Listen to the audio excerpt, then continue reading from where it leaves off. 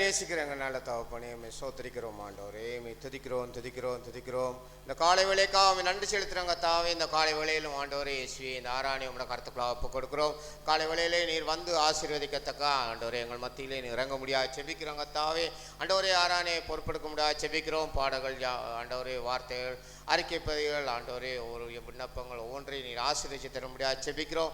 தடைகளெல்லாம் நிர்மலப்படுத்திய ஆண்டவரே, சோர்வின் ஆவிகள், பலவீனத்தின் ஆவிகள் ஆண்டவரே அத்தனை இயேசுவின் நாமத்தினாலே நிர்மலப்படுத்திய ஆண்டவரே, உற்சாகத்தின் ஆவியை தந்து ஆண்டவரே உம்மை துதிக்கோ, போற்றோ, மையப்படுத்தோ ஆண்டவரே, எங்களை ஆண்டவரே நீ பலப்படுத்த முடியாது செபிக்கிறோம். ஆண்டவரே எங்களையும் ஆண்டவரே உணர்வுள்ள இதயத்தை தார்ந்த கத்தாவே, உணர்வுள்ள இதயத்துக்குள்ளா எங்களை நடத்தும் கத்தாவே. உங்களோட சிந்தைக்குள்ளா நடத்தும், உங்களோட ஆவிக்குள்ளா நடத்தும் ஆண்டவரே, உங்களோட வல்லமைக்குள்ளா நடத்த முடியாது. உங்களோட வல்லமுள்ள கருத்துக்குள்ளா ஒப்பு கொடுக்கிறோம். நீரே முடிவு மட்டும் ஆளுகை செய்து நடத்தும். இயேசுவின் வல்லமுள்ள நாமத்தினாலே ஜெபிக்கிறோம். ஜெபங்களும் உங்கள் நல்ல தகப்பனே, ஆமென்.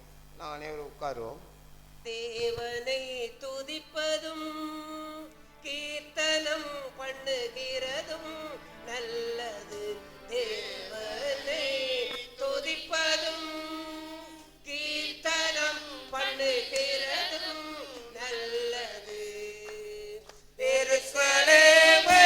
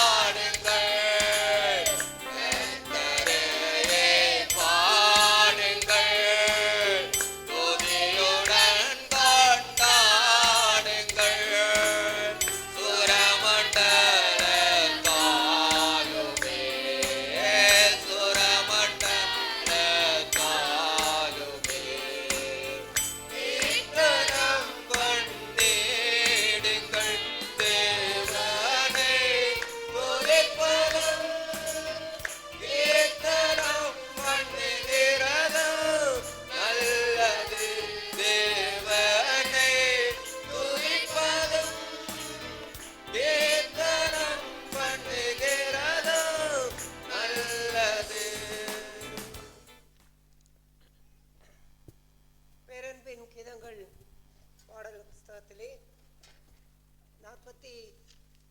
49வது பாடல், கர்த்தர் செய்த நன்மைகளை எங்கள் வாழ்நாட்கள் எங்களுடைய ஆவியிலும் ஆத்மாவிலும் சரீரத்திலும் அவர் செய்த மட்டுமாய் செய்த நன்மைகளை எல்லாம் நாங்கள் நினைவு கூர்ந்து கர்த்தருக்கு மகிமை செலுத்தி நன்றி செலுத்தி கரங்களை தட்டி அவரை நாங்கள் நன்றி உள்ளத்தோடு அவருடைய நாமத்தை நாங்கள் துதித்து அவரை மகிமைப்படுத்துவோம். கர்த்தர் செய்த நன்மைகளை நினைத்து நினைத்து நாள்தோறும் நன்றி பாடுவே. கர்த்தர் செய்த நன்மைகளை நினைத்து நினைத்து நாள்தோறும் நன்றி பாடுவே. என்னை நடத்தி வந்த தெய்வமே, தோளில் சுமந்து வளர்த்த தகப்பனே, என்னை நடத்தி வந்த தெய்வமே, தோளில் சுமந்து வளர்த்த தகப்பனே, உம்மை நன்றி நன்றி நன்றி என்று வாழ்நாளெல்லாம் பாடுவேன். உமக்கு நன்றி நன்றி நன்றி சொல்லி காலமெல்லாம் பாடுவேன். கர்த்தர் செய்த நன்மைகளை நினைத்து நினைத்து நாள்தோறும் நன்றி பாடுவேன்.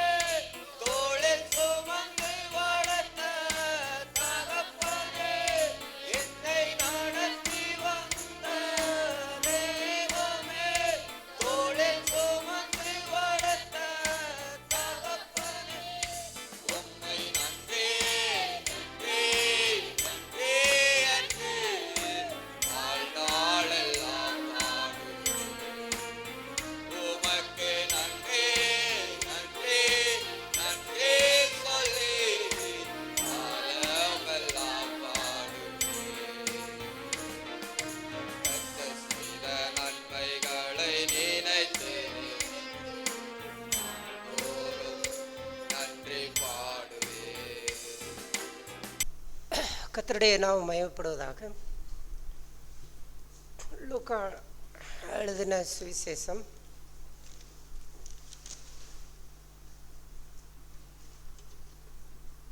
6ஆம் அதிகாரம்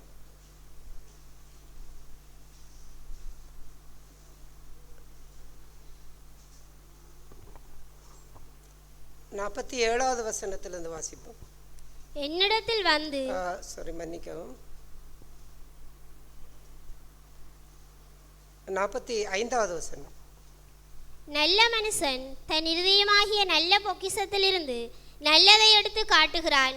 பொல்லாத மனுஷன் தன் இருதயமாகிய பொல்லாத பொக்கிஷத்திலிருந்து பொல்லாததை எடுத்து காட்டுகிறான். இருதயத்தின் நிறைவினால் அவனவன் வாய் பேசும். போதும்.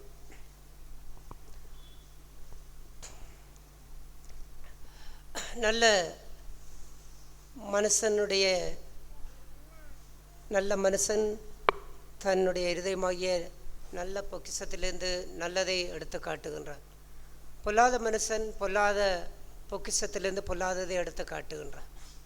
ஒரு மனுஷனுடைய இருதயம் நல்ல இருதயமாய் இருக்க வேண்டும். அப்பொழுதுதான் அவன் நல்லதை அவனிடத்திலிருந்து அவன் வெளிப்படுத்த முடியும். ஆனால் ஏன் சில சந்தர்ப்பங்களிலே இருதயம் நல்ல இருதயமாக இருக்கின்றது, சில சந்தர்ப்பங்களிலே இருதயம் பொல்லாத இருதயமாய் இருக்கின்றது. நம்முடைய வாழ்க்கையிலே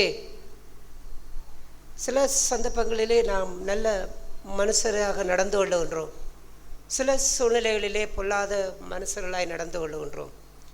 இவ்வாறு நமக்குள்ளே 2 இருதயம் இருக்க முடியாது. ஒரு ஊற்றுக்கண்ணிலிருந்து கசப்பும் தித்திப்புமான நதி புறப்பட்டு செல்ல முடியாதென்று அப்போஸ்தலனாகிய யாக்கோபு சொல்லுகின்றார். இவ்வாறு ஆண்டவர் சொல்லும் பொழுது நல்ல மனுஷனுடைய இருதயத்திலே நல்ல பொக்கிஷங்கள் அவனிடத்திலே இருக்கும். அதாவது பொக்கிஷம் என்பதெல்லாம் இந்த பூமிக்குரிய பொக்கிஷம், பணம், பொருள், ஆஸ்தி, அவைகள் பொக்கிஷங்களாக சேர்த்து வைப்பதை போன்று இந்த நல்ல மனுஷனுடைய இருதயத்திலெல்லாம் நல்ல பொக்கிஷங்களை அவன் சேர்த்து வைப்பானாம். அந்த பொக்கிஷங்கள் எல்லாம் அந்த இருதயத்திலே சேர்த்து வைத்திருக்கும் பொழுது அந்த பொக்கிஷத்தினாலே அந்த இருதயம் நிரப்பப்பட்டு போடும் பொழுது அந்த இருதயம் நல்ல பொக்கிஷத்தினாலே நிறைந்து விட்டால் அந்த இருதயத்தினுடைய நிறைவிலிருந்து வாயிலிருந்து வருகின்ற வார்த்தைகள் எல்லாம் நல்ல வார்த்தைகளாக இருக்கும். அப்படிப்பட்ட வார்த்தைகள் அந்த இருதயத்தின் நிறைவினாலே தான் பேசும். ஆகையால் இந்த இருதயத்திலே ஒரு பொக்கிஷம் என்பது அது நிரப்பப்பட வேண்டும். அந்த பொக்கிஷங்கள் அங்கே நிறையும் பொழுதுதான் அவர்களிடத்திலிருந்து வெளிப்படுகின்ற குணாதிசயங்கள், வெளிப்படுகின்ற காரியங்கள் எல்லாம் நல்ல காரியங்களாக இருக்க முடியும். ஆனால் ஒரு மனுஷனுடைய இருதயத்திலே பொல்லாத இருதயமாய் பொல்லாத பொக்கிஷங்கள், அங்கே கெட்ட காரியங்கள், தீமையான காரியங்கள், அப்படிப்பட்ட காரியங்கள் அவனுடைய இருதயத்தை நிரப்புமாக இருந்தால் அதுவே அவனுடைய பொக்கிஷமாக தன்னுடைய இருதயத்திலே அவன் சேர்த்து அதை வைக்க ஆரம்பிப்பானாக இருந்தால் அவனுடைய இருதயம் அந்த பொல்லாத காரியங்களினாலே நிரம்பும் பொழுது அவனுடைய வாயிலிருந்து வருகின்ற வார்த்தைகள் எல்லாம், அவனுடைய செயல்கள் எல்லாம், அவனுடைய காரியங்கள் எல்லாம் பொல்லாததாகவே இருக்கின்றது. ஆகையால் நாம் இப்படி ஒரு பொல்லாத மனுஷர்களைப் போலவும் ஒரு நல்ல மனுஷர்களைப் போலவும் நம்மால் வாழ முடியாது. அப்படி நாம் வாழுவோமாக இருந்தால் அப்போஸ்தலனாகிய யாக்கோபு கேட்பதைப் போல எப்படி ஒரு ஊற்றுக்கண்ணிலிருந்து தித்திப்பும் கசப்புமான நதிகள் புறப்பட முடியும் என்ற அது எவ்வளவு சாத்தியமில்லையோ. ஆனால் வாழ்க்கையிலே அப்படியெல்லாம் நாம் வைத்து கொண்டு நம்முடைய வாழ்க்கையை நாம் வாழ நாம் முற்பட்டால், இல்லாவிட்டால் அப்படி நாம் வாழ்ந்து கொண்டிருந்தால் அந்த வாழ்க்கையிலே இருக்கக்கூடிய பலன்கள் எதுவும் இல்லை. அப்படிப்பட்ட அந்த வாழ்க்கையை குறித்துத்தான் ஆண்டவர் பேசும் பொழுது இவ்வாறு சொன்னார். இந்த பொக்கிஷம், ஒரு நல்ல மனுஷன் அவனுடைய இருதயத்திலே நல்ல பொக்கிஷங்கள் எப்படி அவனால் அதை வைத்துக்கொள்ள முடியும்? ஆண்டவர் இதை நல்ல பொக்கிஷம் என்று சொன்னார். அவர் அதை லூக்கா எழுதின சுவிசேஷத்திலே 6ஆம் அதிகாரம் 25வது வசனம். திருப்தியுள்ளவர்களாயிருக்கிற உங்களுக்கு ஐயோ, பசியாயிருப்பீர்கள், இப்பொழுது நகைக்கிற உங்களுக்கு ஐயோ, இனி துக்கப்பட்டு அழுவீர்கள். எல்லா மனுஷரும் உங்களை குறித்து புகழ்ச்சியாய் பேசும்போது உங்களுக்கு ஐயோ. அப்படியே ஆண்டவர் அப்படியே சொல்லிக்கொண்டு வந்து அவர் 28வது வசனத்தை வாசிப்போம். உங்களை சபிக்கிறவர்களை ஆசீர்வதியுங்கள், உங்களை நிந்திக்கிறவர்களுக்காக ஜெபம் பண்ணுங்கள். உன்னை ஒரு கன்னத்தில் அறைகிறவனுக்கு மறு கன்னத்தையும் கொடு, உன் அங்கியை எடுத்துக்கொள்ளுகிறவனுக்கு உன் வஸ்திரத்தையும் எடுத்துக்கொள்ள தடை. இவ்வாறு ஆண்டவர் அநேக காரியங்களை குறித்து பேசுகின்றார். உங்கள் சத்துருக்களை சிநேகியுங்கள், உங்களை பகைக்கிறவர்களுக்கு நன்மை செய்யுங்கள், இப்படியெல்லாம் அவர் சொல்லுகின்றார்.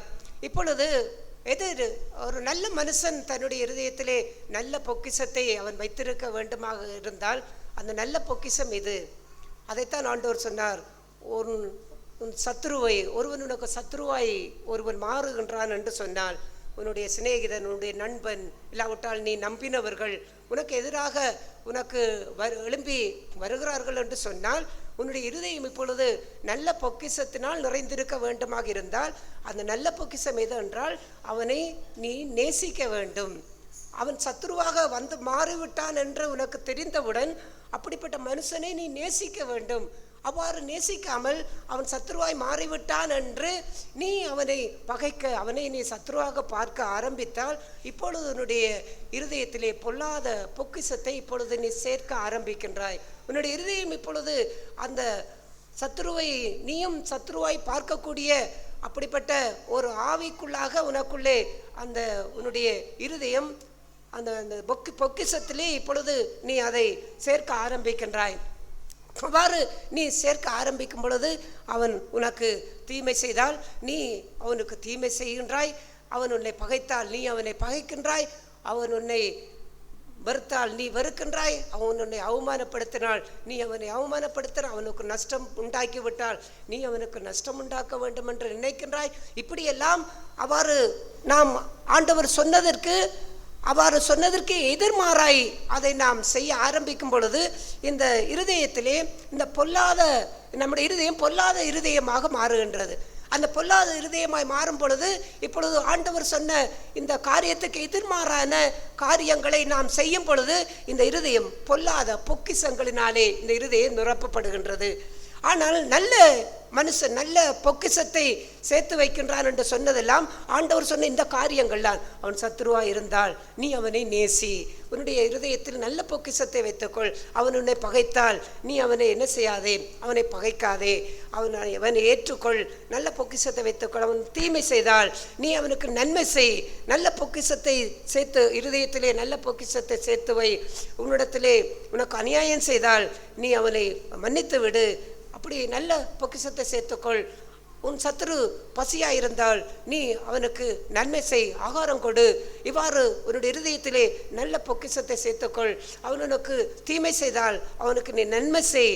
இவ்வாறு உன்னுடைய இருதயத்திலே நல்ல பொக்கிஷத்தை ஆண்டவர் சேர்த்து கொள்ளும்படிக்குத்தான் இங்கே இது நல்ல பொக்கிஷம் என்பதை சொன்னார்.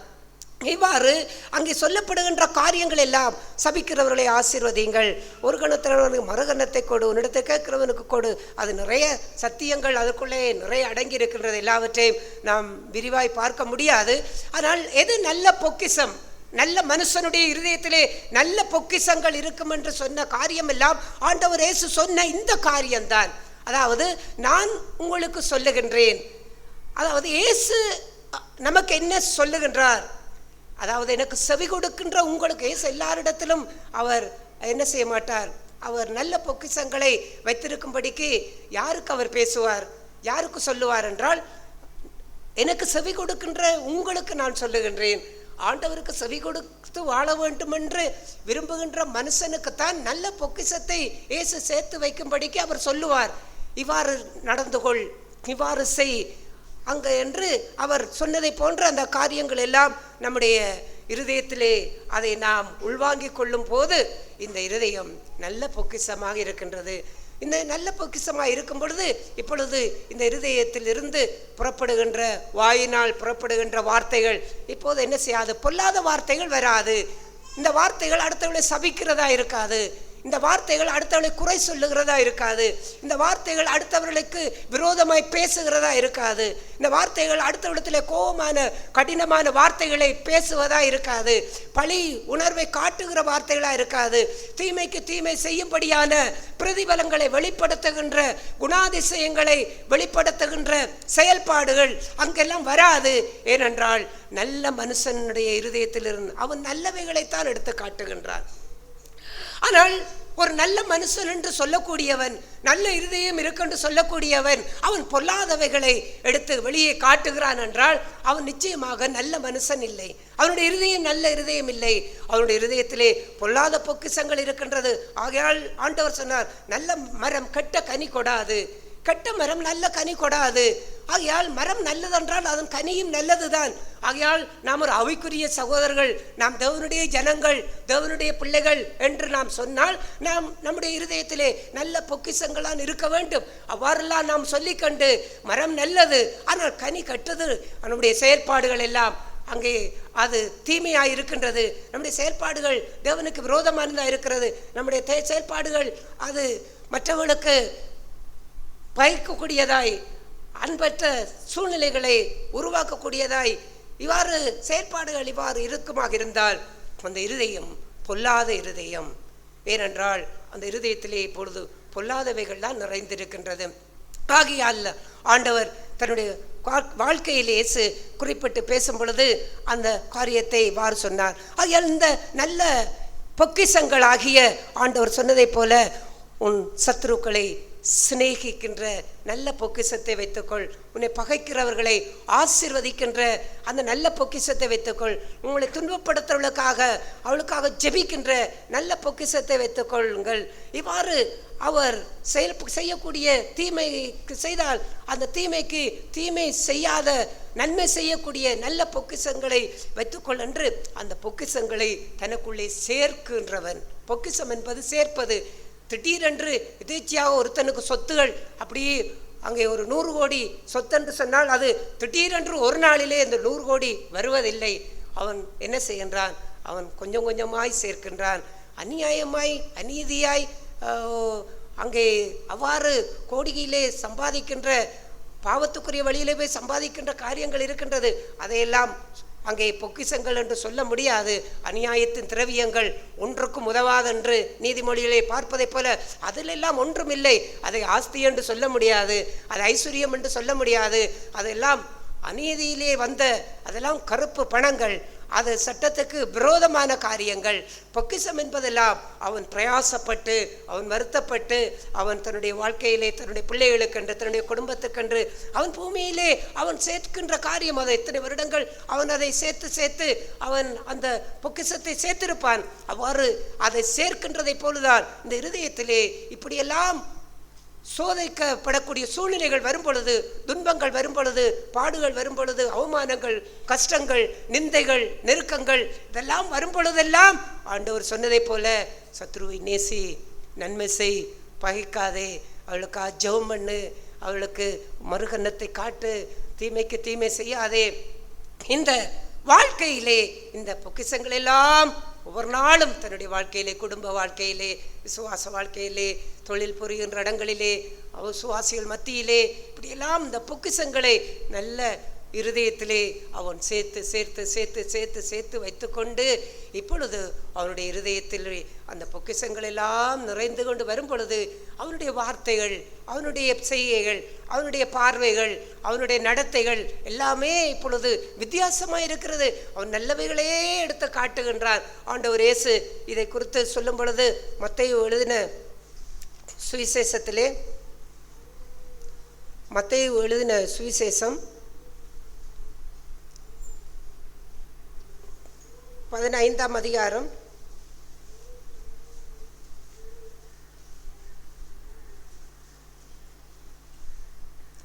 18வது வசனத்திலிருந்து வாசிப்போம். வாயிலிருந்து புறப்படுகிறவைகள் இருதயத்திலிருந்து புறப்பட்டு வரும், அவைகளே மனுஷனை தீட்டுப்படுத்தும். எப்படியெனில் இருதயத்திலிருந்து பொல்லாத சிந்தனைகளும் கொலைபாதகங்களும் விபச்சாரங்களும் வேசித்தனங்களும் களவுகளும் பொய்ச்சாட்சிகளும் தூஷணங்களும் புறப்பட்டு வரும். இங்கே ஆண்டவர் சொன்னார் இதெல்லாம் இருதயத்திலிருந்து புறப்பட்டு வரும் ஏன் இப்படி விபச்சாரம், பொய், களவு, தூசணம், கெட்ட வார்த்தை, பகைகள், அங்கே கோபம், இவ்வாறு இச்சைகள், இதெல்லாம் இருதயத்திலிருந்து ஒரு மனுஷனுக்கு புறப்பட்டு வருகிறது, வெளியே வருகிறது. ஏனென்றால் அதெல்லாம் இருதயத்திலே நிறைந்திருக்கிற படியினாலே தான் வெளியே வருகின்றது. ஒரு பாத்திரத்திலே தண்ணியை ஊற்றிக்கொண்டிருந்தால் அந்த தண்ணியை கொள்ளக்கூடிய அளவுக்கு அந்த பாத்திரத்திலே தண்ணி ஊற்றுகிறதெல்லாம் உள்ளே இருக்கும். அது நிரம்பி விட்டால் என்ன வரும்? அது வெளியே அந்த தண்ணி கொட்டுவதை போல இந்த மனுஷனுடைய இருதயத்திலே இவன் என்ன செய்கின்றான்? அவன் ஒரு ஸ்திரீ இச்சையோடு பார்க்கின்றவன், இச்சையோடு பார்க்கின்றான். அந்த இச்சையோடு பார்க்கும் பொழுது அந்த இச்சையினாலே அந்த இருதயத்தை அவன் என்ன அங்கே இருதயம் பொல்லாத இருதயத்திலே அந்த இச்சைகளை வைத்துக்கொண்டு இச்சைகளை இப்பொழுது அவன் நிரப்புகின்றான். பகையை இருதயத்திலே வைத்துக்கொண்டு அந்த பகையை இருதயத்துக்குள்ளே நிரப்புகின்றான், ஊற்றிக்கொண்டே இருக்கின்றான். அல்லாவிட்டால் களவு, பொய், கெட்ட வார்த்தை, இப்படிப்பட்ட ஆவிகளை, இப்படிப்பட்ட காரியங்களை, கோபத்தை, இப்படியெல்லாம் தன்னுடைய இருதயத்திலே எல்லாவற்றையும் அவன் பொக்கிஷமாக சேர்த்து சேர்த்து சேர்த்து வைத்து அது நிறையும் பொழுது என்ன செய்கின்றான்? அவன் சண்டை பிடிக்கின்றான், அவன் இச்சைகளுக்கு இடம் கொடுக்கின்றான், அவன் பாவம் செய்கின்றான், அவன் கெட்ட வார்த்தை பேசுகின்றான், அசுத்தமான காரியங்களை செய்கின்றான், தீமையான காரியங்களை நடப்பிக்கின்றான். அப்போதெல்லாம் அவன் செய்கின்றான் என்றால் திடீரென்று அவன் இவ்வாறு செய்கின்றான் என்று அல்ல. ஒருவன் இதெல்லாம் செய்கிறார் என்றால் திடீரென்று நடக்கின்றதல்ல. திடீரென்று எந்த மனுஷனுக்கும் பொக்கிஷங்கள் திடீரென்று ஒரு நாளிலே வந்து குவிவதல்ல. அவன் அதையெல்லாம் கொஞ்சம் கொஞ்சமாக ஒவ்வொரு நாளும் அதை அவன் சேமிப்பதை போல இவன் என்ன செய்கின்றான்? ஒவ்வொரு நாளும் சேமிக்கின்றான். அந்த இச்சைகள், பகைகள், விரோதங்கள் எல்லாவற்றையும் இருதயத்துக்குள்ளே அவன் சேமித்து கொஞ்சம் கொஞ்சமாக சேமித்து அது இந்த இருதயத்திலிருந்து நிறையும் பொழுது அவன் அந்த பாவத்துக்குரிய காரியங்களை அவன் செயல்படுத்த ஆரம்பிக்கின்றான். அந்த காரியத்தை தான் ஆண்டவர் சொன்னார். இவ்வாறு அந்த இருதயத்திலிருந்து எல்லாம் புறப்பட்டு வருகின்றது. அது வெளியே வருகின்றதெல்லாம் இருதயத்தில் இருந்து தான் வருகின்றது. ஆகையால் ஒருவன் அவ்வாறு நடந்து கொள்ளுகிறான் என்றால் என்ன, விசுவாசி இப்படி நடந்து விட்டானே, என்ன அவர் ஆவிக்குரியவன் இப்படி நடந்து விட்டானே, திடீரென்று இப்படி விழுந்து விட்டானே, திடீரென்று இப்படி தவறி விட்டானே என்று நமக்கு திடீரென்று தான் நமக்கு இருக்கும். ஆனால் உண்மை காரியம் என்னென்றால் அவனுடைய இருதயத்திலே ஏற்கனவே அந்த அசுத்தங்கள் எல்லாம் ஏற்கனவே அது நிரப்பப்பட்டு கொண்டிருக்கின்றது. அந்த பொக்கிஷத்தை அவன் ஏற்கனவே தன்னுடைய இருதயத்திலே வைத்து அதை நிறைத்து கொண்டிருந்திருக்கின்றான். அவ்வாறு இருக்கும் பொழுதுதான் அவனுக்கு சந்தர்ப்பங்கள் வரும் பொழுது இருதயத்தின் நிறைவினாலே வாய் பேசும்.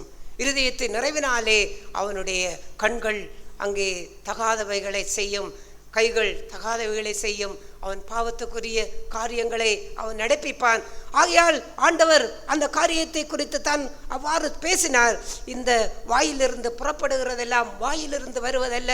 திடீரென்று என்னுடைய வாயிலே தவறாய் திடீரென்று என்னுடைய வாயிலே வந்து விட்டது இந்த வார்த்தை, ஒரு கெட்ட வார்த்தை, இல்லாவிட்டால் ஒரு தீமையான வார்த்தை, குறை சொல்லுகிற வார்த்தை, ஐயோ திடீரென்று என்னுடைய வாயிலே நான் நினைக்காமல் வந்து விட்டது என்று சிலர் சொல்லுவார்கள்.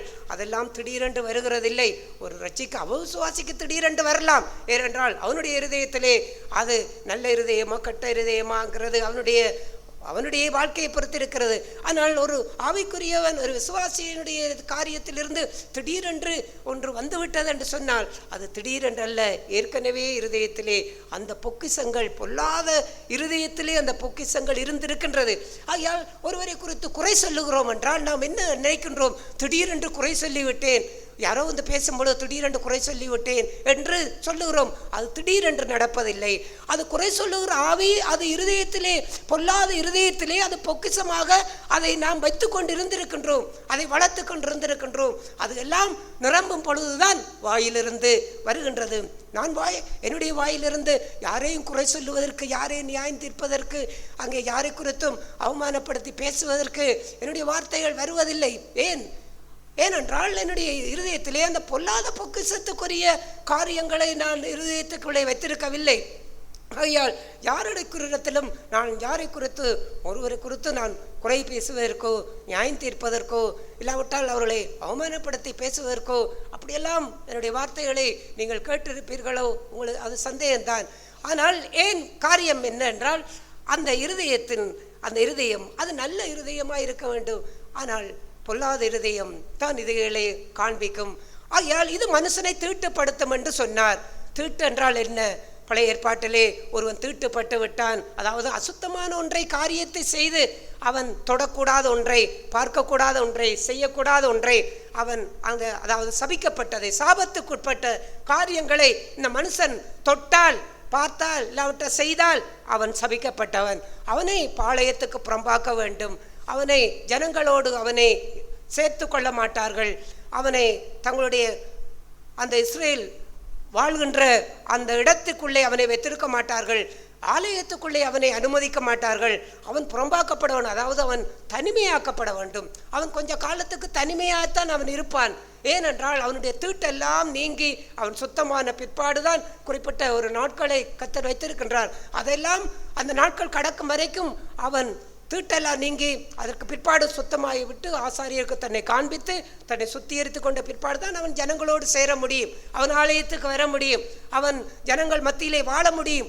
அதுவரைக்கும் அவன் தீட்டுள்ளவன் தான். அப்படிப்பட்ட தீட்டுள்ளவன் புறம்பாக்கப்படுகின்றான். அதே போல ஆண்டவர் சொன்னார், வாயிலிருந்து புறப்படுகிறவைகள் மனுஷனை தீட்டுப்படுத்தும் என்றார். இப்பொழுது நாம் எந்த மனுஷனை தீட்டுப்படுத்துகின்றோமோ அந்த தீட்டுப்பட்டவன் யார்? அவனுக்கு நமக்கும் இடையிலே எப்படிப்பட்ட காரியம் இருக்க முடியும்? நாம் வாயிலிருந்து ஒரு கெட்ட வார்த்தைகளை, வாயிலிருந்து பகையை, கோபங்களை, விரோதங்களை, இல்லாவிட்டால் கசப்பை, இல்லாவிட்டால் பொய்யை நாம் வாயிலிருந்து புறப்பட்டு, இல்லாவிட்டால் ஒரு இச்சையை இந்த வாயிலிருந்து புறப்பட்டு, நம்முடைய கண்களது புறப்பட்டு ஒரு மனுஷனை நாம் இப்பொழுது தீட்டுப்படுத்தி விட்டோம். அதாவது அந்த பாவத்தால் அந்த மனுஷனுக்கு நாம் எதை சொல்லக்கூடாதோ, எப்படி பேசக்கூடாதோ, எப்படி நடத்தக்கூடாதோ, அந்த மனுஷனை எப்படி பார்க்க வேண்டுமோ அப்பதற்கு எதிர்மாறாய் அவனுக்கு நாம் செய்கின்றோம், அவனுக்கு பேசுகின்றோம், அவனிடத்தில் நடந்து கொள்ளும் பொழுது இப்பொழுது அவன் தீட்டுப்பட்டு விட்டான். எதனால் தீட்டுப்பட்டு விட்டான்? நம்மாலே அவன் தீட்டுப்பட்டு விட்டான். நம்முடைய வாயிலிருந்து புறப்பட்ட வார்த்தைகளால் அவன் தீட்டுப்பட்டு விட்டான். இவ்வாறு தீட்டுப்பட்டவன் இப்பொழுது என்ன நடக்கின்றது? தீட்டுப்பட்டவன் எப்படி புறம்பாக்கப்படுகின்றான்? பழைய ஏற்பாட்டு புறம்பாக்கப்பட்டதை போல இப்பொழுது தீட்டுப்படுத்தின பிற்பாடு அந்த மனுஷன் நம்மை விட்டு தூரமாக்கப்படுகின்றான். அவனை தீட்டுப்படுத்தி விட்டோம். இப்பொழுது அவனை நாம் பகைக்கின்றோம், அவனை நாம் வெறுக்கின்றோம். அவனோடு நமக்கு அன்பில்லை, அவனோடு நமக்கு ஐக்கியம் இல்லை, அவனோடு நமக்கு உறவில்லை, அவனோடு நமக்கு சமாதானம் இல்லை. ஏன்? அவனை தீட்டுப்படுத்தி விட்டோம். ஆகையால் அவன் புறம்பாக்கப்பட வேண்டிய மனுஷன், அவனை புறம்பாக்கி விட்டோம். இப்பொழுது நாம் தனித்து நின்று கொண்டிருக்கின்றோம். ஆண்டவர் சொன்னார், இவ்வாறு தான் மனுஷனை தீட்டுப்படுத்துகின்றான். ஒரு ஸ்திரீ இச்சையோடு பார்க்கும் பொழுது அந்த ஸ்திரீ அவன் தீட்டுப்படுத்துகின்றான். யார் தீட்டுப்படுத்துவது? நான் தான் தீட்டுப்படுத்துகின்றேன். ஆனால் அவர்கள் சுத்தமுள்ளவர்கள், நம்முடைய கண்களுக்கு முன்பாக இருக்கக்கூடிய ஒரு எதிர்ப்பாளர்கள், அவர்கள் சுத்தமாக இருக்கின்றார்கள். அவர்கள் விபச்சாராவியுடையவர்கள், இவர்கள் வேசித்தனத்தினாவியுடையவர்கள், இவர்கள் பாலியத்துக்குரிய சிந்தனையுடையவர்கள் என்று அவ்வாறெல்லாம் மற்றவர்களை குறித்து ஒன்றுமில்லை. என்ன காரியம்? யார் தீட்டுப்படுத்துகிறான்? என்னுடைய கண்களால் நான் தான் என்ன செய்கின்றேன்? ஒரு ஸ்திரியை நான் தீட்டுப்படுத்துகிறேன். அவனோடு விபச்சாரம் செய்தாயிற்று. ஏன்? அவனை யார் இப்பொழுது தீட்டுப்படுத்தினது? என்னுடைய கண்கள். ஆதலால் இதெல்லாம் பொல்லாத இருதயத்திலே இதெல்லாம் நிறைந்திருக்கின்றது. இந்த பொல்லாத இருதயத்திலே நிறைந்திருக்கிறபடியினாலே தான் காண்கின்ற ஸ்திரீகளை, காண்கின்ற புருஷர்களை எல்லாம் இந்த கண்கள் இச்சிக்கின்றது. இச்சித்து அவர்களோடு அங்கே விபச்சாரம் செய்து அவர்களை தீட்டுப்படுத்தி அவர்களை அங்கே புறம்பாக்கப்படக்கூடிய காரியம். ஆனால் இந்த ஒரு வாழ்க்கையை குறித்து ஆண்டவர் இயேசு இவ்வாறெல்லாம் சொல்லி இருதயத்திலிருந்து இதெல்லாம் புறப்பட்டு வர வர வர வர மனுஷனை தீட்டுப்படுத்தி தனக்கு தூரமாக வைத்து கொண்டே இருக்கின்றான், ஒதுக்கி வைத்து கொண்டே இருக்கின்றான். இவன் யார்? இவன் நல்ல இருதயமுடையவன் அல்ல, இவன் பொல்லாத இருதயமுடையவன். பொல்லாத இருதயத்திலிருந்து பொல்லாதவைகளே காண்பித்து கொண்டிருக்கின்றான். இன்றைக்கும் தேவனுடைய பிள்ளைகள் என்று சொல்லிக்கண்டு ஒரு பகைப்பது, தேவனுடைய பிள்ளைகள் என்று சொல்லிக்கண்டு ஒரு குறை சொல்லுவது, தேவனுடைய பிள்ளைகள் என்று சொல்லிக்கொண்டு ஒரு மன்னிக்காமல் இருப்பது, இல்லாவிட்டால் நாம் ஆவிக்குரியவர்கள் என்று சொல்லிக்கண்டு அங்கே ஒரு தீமையான காரியங்களுக்கு, ஒரு பொய்யின் ஆவிகளுக்கு, ஒரு கெட்ட வார்த்தைகளுக்கு, நம்முடைய ஆகாத சம்பாசனைகளுக்கெல்லாம் நம்முடைய வாயிலிருந்து பொல்லாத காரியங்களே புறப்பட்டு வந்து எல்லா மனுஷர்களை தீட்டுப்படுத்தி அசுத்தப்படுத்தி அவர்கள் எல்லாம் நமக்கு புறம்பாக்கி வைத்துக்கொண்டு இன்றைக்கு நாம் வாழ்ந்து கொண்டு நாம் நல்ல பொக்கிஷத்தை உடையவர்கள் என்று நாம் அவ்வாறு எண்ணினால் நல்ல மரம் கெட்ட கனிகளை கொடுக்க முடியாது. ஆனால் நாம் அவ்வாறு செய்கின்றோம் என்றால் நம்முடைய காரியத்தை தான் ஆண்டவர் சொல்லும் பொழுது அந்த லூக்கா எழுதின சுவிசேஷத்திலே அவ்வாறு சொன்னார். இவ்வாறான ஒரு காரியத்திலே ஒரு மனுஷனுடைய இருதயம் நல்ல இருதயமாய் பொல்லாத இருதயமாய் எத்தனை காலத்துக்கு இப்படியே நாம் வாழ முடியும்? ஏன் நம்முடைய இருதயம் பொல்லாததாக இருக்கின்றது? நாம் நல்லதை செய்ய வேண்டும் என்று விரும்புகின்றோம், நல்ல இருதயமாக இருக்க வேண்டும் என்று விரும்புகின்றோம். சில சூழ்நிலைகளிலே அப்படி இருக்கின்றோம். ஆனால் சில சூழ்நிலையிலே பொல்லாத இருதயம் வந்து விடுகிறது. ஏன் அவ்வாறு நடந்து கொள்ளுகின்றோம்? இதை எப்போதாவது உங்களுக்குள்ளே நீங்கள் கேட்டிருக்கின்றீர்களா? நான் கேட்டிருக்கின்றேன். ஆண்டவரிடத்திலே இந்த காரியத்திற்காக தேவனிடத்திலே நான் அங்கலாய்த்திருக்கின்றேன். ஆண்டவரே, ஏன் என்னுடைய இருதயம் தொடர்ச்சியாக நல்ல இருதயமாய் ஏன் இருக்க முடிவதில்லை? ஏன் என்னுடைய இருதயத்திலே நல்ல பொக்கிஷங்கள் எப்போதுமே நான் நல்லதையே எடுத்து காட்ட ஏன் என்னால் முடிவதில்லை? நான் சில விஷயங்களிலே நல்லதை எடுத்து காட்டுகின்றேன், ஆனால் ஒரு சில விஷயங்களிலே நான் பொல்லாததை எடுத்து காட்டுகின்றேனே. ஒரு சில மனிதரோடு நான் நல்லவைகளை எடுத்து காட்டுகின்றேன், ஒரு சில மனிதரோடு நான் பொல்லாதவைகளை எடுத்து காட்டுகின்றேன். வெளியில் உள்ள மனுஷரிடத்திலே நான் நல்ல இருதயம் உடையவனாய் நல்ல பொக்கிஷத்திலும் நல்ல வார்த்தையிலே பேசுகிறேன், ஆனால் வீட்டிலே மனைவியிடத்திலேயோ பிள்ளைகளிடத்திலேயோ கணவனிடத்திலேயோ நான் பொல்லாத இருதயத்தை காட்டுகிறேனே. ஏன்? இல்லாவிட்டால் நான் சில விசுவாசிகளிடத்திலே நல்ல இருதயத்தை நல்ல பொக்கிஷத்தை காட்டுகின்றேன், சில விசுவாசிகளிடத்திலே பொல்லாத இருதயத்தை காட்டி பொல்லாத மனுஷனை போல் நடந்து கொள்ளுகின்றேனே. ஏன்? அவ்வாறு என்ன காரணம்? என்னுடைய வாழ்க்கையில் என்னுடைய ஜீவியத்திலே எல்லாமே நல்ல பொக்கிஷங்கள், அதாவது இந்த நல்ல பொல்லாத இருதயத்திலே விபச்சாரம், களவு, பொய், வேசித்தனம், அங்கே கெட்ட வார்த்தைகள், பகைகள், இதெல்லாம் இந்த பொல்லாத இருதயத்தில் இருக்கின்றது என்று சொன்னாரே ஆண்டவர். அப்படி என்றால் இதில் ஏதோ ஒன்று என்னிடத்தில் இருந்தால் என்னுடைய இருதயம் பொல்லாத இருதயம் தானே. இந்த பொல்லாத இருதயத்தையும் நான் நல்ல இருதயத்தையும் வைத்துக்கொண்டு எப்படி நான் வாழ முடியும்? ஒரு ஊற்றுக்கண்ணிலிருந்து 2 கசப்பும் தித்திப்பும் வர முடியாது. ஆனால் அப்படி இருக்கும் பொழுது நான் அப்படி வாழ்ந்து கொண்டிருக்க முடியும், நான் அப்படி வாழ முடியும். அவ்வாறான அந்த கேள்விகளை ஆண்டவரிடத்திலே நான் கேட்டேன். ஆண்டவரே, ஏன் தொடர்ச்சியாய் என்னுடைய இருதயம் நல்ல இருதயமாய் இருக்க முடிவதில்லை? நான் நல்ல இருதயத்தையுடைய மனுஷனாய் இருக்க விரும்புகிறேன். என்னுடைய இருதயத்திலே நல்ல பொக்கிஷங்கள் மட்டும் இருக்க வேண்டும் என்று நான் விரும்புகின்றேன். ஆனால் பொல்லாத பொக்கிஷங்களும் ஏதோ அவ்வப்போது 1-2 அவ்வப்போது என்னிடத்திலிருந்து வெளிப்படுகின்றது. இந்த இருதயம் மாறாதா? இது இப்படித்தான் இருக்குமா? இந்த 2 பொக்கிஷங்களும் எனக்குள்ளே இருக்குமா? நான் தேவனிடத்திலே சொன்னேன், இந்த 2 இல்லை, அவ்வாறு இருக்கக்கூடாது ஆண்டவரே. நல்ல மனுஷன் நல்ல இருதயத்திலிருந்து நல்ல பொக்கிஷங்களை அவன் காட்டுகின்றான், அது மட்டும்தான் எனக்கு வேண்டும், அதை விட ஒன்றும் தேவையில்லை. அப்படி என்றால் அதற்கு என்ன வழி? நான் என்ன செய்ய வேண்டும்? எப்படி ஆண்டவரே இந்த பொல்லாத இருதயத்தை என்னை விட்டு அகற்ற முடியும்? பொல்லாத பொக்கிஷத்தை நான் சேர்த்துக்காமல் எப்படி என்னால் வாழ முடியும் என்று அது கேட்கும் பொழுது ஆண்டவர் அதுக்குரிய வழியை காண்பித்தார். உன்னுடைய இருதயம் தொடர்ச்சியாய் நல்ல பொக்கிஷத்தையே நீ சேர்த்து வைக்க வேண்டுமாக இருந்தால் அதற்குரிய வழி இதுதான். 2 இருதயமும் உனக்கு இருக்க முடியாது, அதை ஒருபோதும் நான் ஏற்றுக்கொள்ள மாட்டேன். உன்னுடைய இருதயம் நல்ல இருதயமாய் இருந்தால் நீ நல்லதை எப்போதும் எடுத்து காட்ட முடியும், எல்லோருக்கும் காட்ட முடியும், எல்லா சூழ்நிலையிலும் காட்ட முடியும். அவ்வாறு அதை காட்ட வேண்டுமாக இருந்தால் அந்த காரியத்தை ஆண்டவர் பேசும் பொழுது அந்த நாம் ஏற்கனவே வாசித்த லூக்கா எழுதின சுவிசேஷத்திலே அந்த 6ஆம் அதிகாரத்திலே 41வது வசனத்தை வாசிப்போம். நீ உன் கண்ணில் இருக்கிற உத்திரத்தை உணராமல் உன் சகோதரன் கண்ணில் இருக்கிற துரும்பை பார்க்கிறது என்ன? இந்த காரியத்துக்கு தான் ஆண்டவர் என்னுடைய கேள்விக்கு பதில் தந்தார்.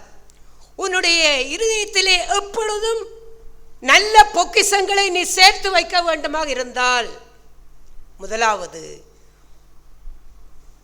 உத்திரத்தை உன்னுடைய கண்ணிலே எப்பொழுதும் நீ காண வேண்டும். அதாவது உத்திரம் என்பதெல்லாம் பெரிய கட்டை, துரும்பு என்பதெல்லாம் சின்ன. நீ எப்போதெல்லாம் தவறை உன்னிடத்திலே நீ பார்க்க ஆரம்பிக்கின்றாயோ, அதாவது தவறு என்றால் என்ன? உத்திரம், அதாவது பெரிய தவறு. எப்போதுமே மிகப்பெரிய தவறு உன்னிடத்தில் தான், அடுத்தவரிடத்தில் இல்லை. உன்னுடைய மனைவி இடத்திலே தவறு இல்லை, உன்னுடைய கணவரிடத்தில் தவறு, பிள்ளை எடுத்து தவறு இல்லை, அடுத்த விசுவாசி இடத்திலே தவறு இல்லை. தவறு உன்னிடத்தில் தான் தவறு. அது எப்படிப்பட்ட தவறு? உத்திரத்தை போன்று அதுதான் மிகப்பெரிய தவறு. நான் தான் மிகப்பெரிய தவறு செய்தேன். சிலர் என்ன சொல்லுவார்கள்? அவன்தான் அவ்வாறு செய்தார், அவர்கள் அவ்வாறு நடந்தார்கள், இவர்கள் இவ்வாறு நடந்தபடியினாலே தான் நான் அவ்வாறு நடந்தேன். அவர்கள் என்ன சொல்லுகிறார்கள்? துரும்புதான் எங்களிடத்தில் இருக்கின்றது, உத்திரம் அவளிடத்திலாம் இருந்தது. என்னுடைய மனைவி இவ்வாறு நடந்தபடியினாலே தான் நான் அவளிடத்தில் இவ்வாறு நடந்தேன், என்னுடைய கணவன் இவ்வாறு செய்தபடியினாலே தான் நான் அவ்வாறு இருந்தேன் என்று. இல்லாவிட்டால் விசுவாசிகள் இவ்வாறு என்னை குறித்து பேசினபடியினாலே தான், என்னை குறித்து இப்படி கதைத்தபடியினாலே தான், இல்லாவிட்டால் எனக்கு இப்படி செய்தபடியினாலே தான் நான் இவ்வாறு செய்தேன் என்று இவன் போது துரும்பை தங்களிடத்திலே எடுத்துக்கொண்டு உத்திரத்தை அடுத்தவரிடத்திலே வைக்கின்றார்கள். தவறு அங்குதான் தவறு. இப்படி தவறு அங்கன்று உத்திரத்தை அடுத்தவரிடத்திலே வைக்கும் பொழுது இப்பொழுது வாயிலிருந்து புறப்படுகிற வார்த்தைகள் நீ பிள்ளை, அடுத்தவளை நியாயம் தீர்க்கின்றோம், நீ செய்தது பிழை என்று குறை சொல்ல ஆரம்பிக்கின்றோம், குற்றஞ்சாட்ட ஆரம்பிக்கின்றோம், கோவப்பட ஆரம்பிக்கின்றோம், சண்டை போட ஆரம்பிக்கின்றோம், சத்தத்தை உயர்த்த ஆரம்பிக்கின்றோம், வாக்குவாதப்பட ஆரம்பிக்கின்றோம், கூக்குரலிட ஆரம்பிக்கின்றோம், பகைக்க ஆரம்பிக்கின்றோம், வெறுக்க ஆரம்பிக்கின்றோம். இல்லாவிட்டால் இந்த பெண் இல்லை என்றால், இந்த ஆண் இல்லை என்றால் நான் பாவம் செய்திருக்க மாட்டேன், நான் இச்சித்திருக்க மாட்டேன், இச்சையிலே விழுந்திருக்க மாட்டேன் என்று உத்திரத்தை அடுத்தவரிடத்திலே வைக்கின்றார்கள். துரும்பை பாவம் செய்து விட்டு துரும்பை தாங்களிடத்திலே துரும்பு இருப்பதை போல தங்களிடத்திலே சிறிய தவறு பெரிய தவறு, இவர்களாலே தான் நான் வாரம் நடந்தேன். பிள்ளைகள் ஏதாவது தவறு செய்துவிட்டு அவர்களிடத்தில் விசாரிக்கும் போது சொல்லுவார்கள், நான் ஏன் அடித்தாய் என்று கேட்டால் அடித்ததை துரும்பை போல பார்ப்பார்கள். அவர்கள் என்ன சொல்லுவார்கள்? அவன் என்னை பார்த்து சனியன் என்று சொன்னான், என்னை பார்த்து எல்லாவிட்டா பட்டம் பழித்தா, எல்லாவிட்டா என்னுடைய கொப்பியை கிழித்து விட்டார், ஆகையால் அடித்தேன் என்று அவர்கள் அங்குதான் உத்திரத்தை வைத்துக்கொண்டு அவர்கள் பேசுவதை போல வாழ்க்கையிலே இந்த வாழ்க்கை ஒரு மனுஷனிடத்துக்குள்ளே இருக்கும் வரைக்கும், அதாவது தன்னுடைய தவறை சிறு தவறை போல யார் பார்க்க ஆரம்பிக்கின்றானோ, இல்லாவிட்டால் அடுத்தவர்களிடத்தில்தான் பெரிய பிழை இருக்கின்றது என்று எப்பொழுதெல்லாம் பார்க்க ஆரம்பிக்கின்றார்களோ அப்பொழுதெல்லாம் இவருடைய இருதயம் நல்ல பொக்கிஷத்தை இவர்களால் சேர்க்க முடியாது. அந்த இருதயம் பொல்லாத இருதயமாகத்தான் இருக்கும். ஏன்? இருதயத்தின் நிறைவினாலே வாய் பேசும். சகலமும் இருதயத்திலிருந்தே புறப்பட்டு வருகின்றது. ஆகையால் எப்படி ஒரு மனுஷனை நாம் தீட்டுப்படுத்துகின்றோம்? அந்த தீட்டு படுவதற்கு காரணம் என்ன என்றால், உத்திரம் அடுத்தவரிடத்திலே இருப்பதை நாம் பார்க்கும் வரைக்கும் நம்முடைய வாழ்க்கையிலே இந்த இருதயம் நல்ல இருதயமாய் மாற முடியாது. ஆகையால் ஆண்டவர் சொன்னார், எப்பொழுதும் எந்த காலத்திலும் உடைய குடும்ப வாழ்க்கையா இருக்கலாம், எந்த வாழ்க்கையா இருக்கலாம், எந்த வாழ்க்கையிலும் உன் கண்ணில் உத்திரம் இருப்பதை நீ எப்போதுமே உணர்ந்து கொண்டிருக்க வேண்டும். யாருக்கு ஆண்டவர் சொல்லுகிறார்? எனக்கு செவி கொடுக்கிற உங்களுக்கு நான் சொல்லுகின்றேன். மெய்யாய் ஆண்டவரிடத்திலே நல்ல பொக்கிஷம் தன்னுடைய இருதயத்திலே எப்போதும் நல்லதே தான் காட்ட வேண்டும் என்று விரும்புகின்ற ஒரு மனுஷனுக்கு ஆண்டவர் சொல்லுகின்றார், எனக்கு செவி கொடுக்கிற உனக்கு நான் சொல்லுகின்றேன், நீ உத்திரத்தை உன் கண்ணிலே பார், தவறை உன் கண்ணிலே பார். ஒருவேளை இவ்வாறு கூட இருக்கலாம். நாம் இவ்வாறு சொல்லும் பொழுது அடுத்தவர்கள் பகிரங்கமாய் அடுத்தவர்கள் நமக்கு ஒரு தவறை செய்து விட்டார்கள், நம்மை அவமானப்படுத்தி பேசி விட்டார்கள், இல்லாவிட்டால் நமக்கு ஒரு தீமை செய்து விட்டார்கள், நாம் செய்த நன்மைக்கு பதிலாக நமக்கு தீமை செய்து விட்டார்கள், இல்லாவிட்டால் நம்மை ஏதோ குற்றப்படுத்தி குறை சொல்லி விட்டார்கள். ஒரு உத்திரம் வழி இருக்கின்றது. இப்பொழுது நாம் பாதிக்கப்பட்டவர்கள், நாம் அவமானப்பட்டு விட்டோம், நாம் நஷ்டப்பட்டு விட்டோம். அந்த வேளையிலே நமக்கு ஏதோ ஒரு தீமை நடந்து விட்டது. இப்பொழுது உத்திரத்தை இப்பொழுது நாம் எப்படி எங்கே உத்திரம் இருக்கு என்று சொல்ல முடியும்? உத்திரம் எங்கே இருக்கின்றது? இந்த சூழ்நிலையிலே உத்திரம் யாரிடத்திலே இருக்கின்றது? நம்மை அவமானப்படுத்தி நமக்கு தீமை செய்தவரிடத்திலே உத்திரம் இருக்கின்றதா, இல்லாவிட்டால் நம்மிடத்திலே இருக்கின்றதா? விளங்கல.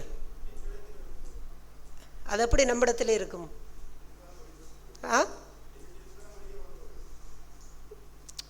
நம்மை யாராவது அவமானப்படுத்தி பேசிவிட்டார்கள், இல்லாவிட்டால் சும்மா இருக்கும் பொழுது உங்களுக்கு ஒரு தீமையை செய்து விட்டார்கள், உங்களுக்கு ஒரு நஷ்டத்தை கொடுத்து விட்டார்கள், உங்களுக்கு உங்களுடைய பொருளை களவெடுத்து விட்டார்கள், இவ்வாறு ஒருவர் செய்து விட்டார். இப்பொழுது நாம் அந்த சூழ்நிலையை பார்க்கின்றோம். இப்பொழுது பார்த்தால் இப்பொழுது எங்கே உத்திரம் எங்கே இருக்கின்றது, துரும்பு எங்கே இருக்கின்றது?